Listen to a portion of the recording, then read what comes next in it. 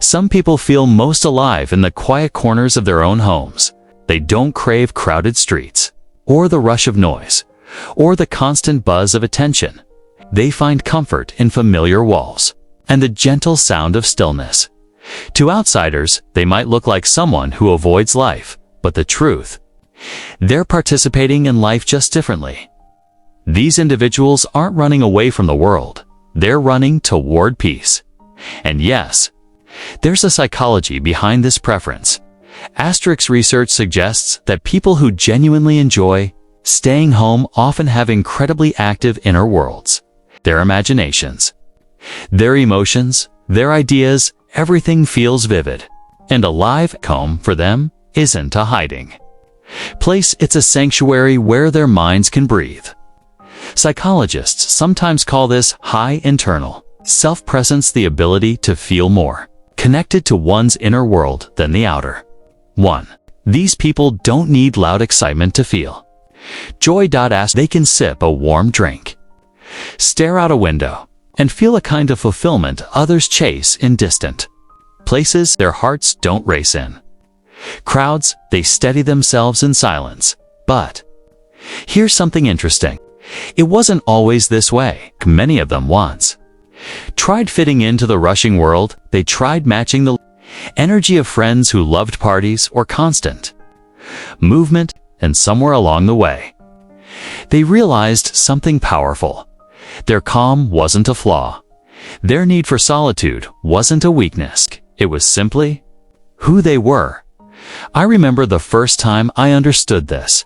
I thought staying home would make me feel lonely or left out. But instead, I felt understood by the space around me.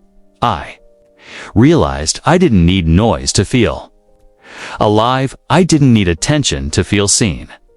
I began valuing the sound of turning pages more than the sound of applause. That's when I understood. Peace is also a way of living. Staying home doesn't mean being alone. Sometimes it means being with yourself and truly listening. And that's something our busy world often forgets to do. Introspection. The hidden trait. There's a unique trait shared by many who love staying home. Introspection. They think deeply. They feel fully. They find meaning in moments most people rush past. Studies show that people who enjoy solitude often score higher in creativity, empathy, and emotional awareness. Their calm allows them to understand people, even if they themselves aren't always understood. But sometimes, the world mislabels them. You're missing out. You should socialize more. Don't you get bored? These words sting because they imply something is incomplete. Yet many of history's greatest thinkers, creators, innovators were homebodies. They didn't need crowds.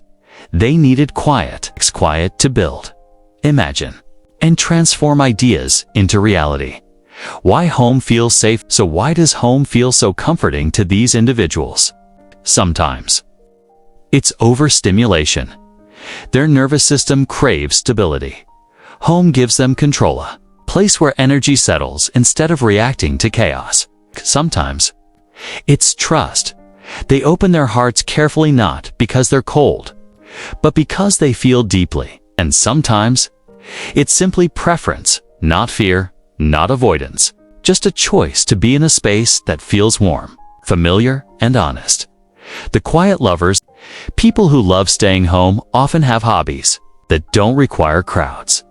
Reading, painting, gaming, watching their favorite movies, building something personal. Their joy becomes a quiet ritual rather than a loud celebration.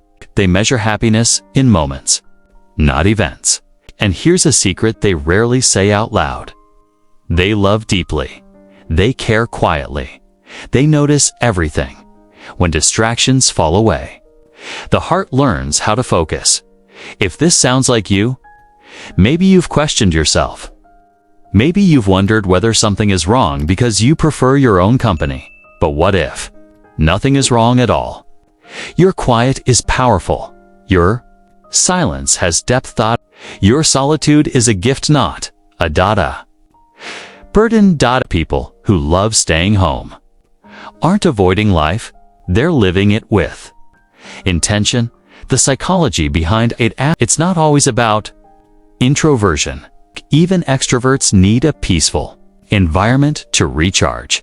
It's about managing emotional energy, protecting mental space, choosing environments that nourish rather than drain. Home gives them clarity.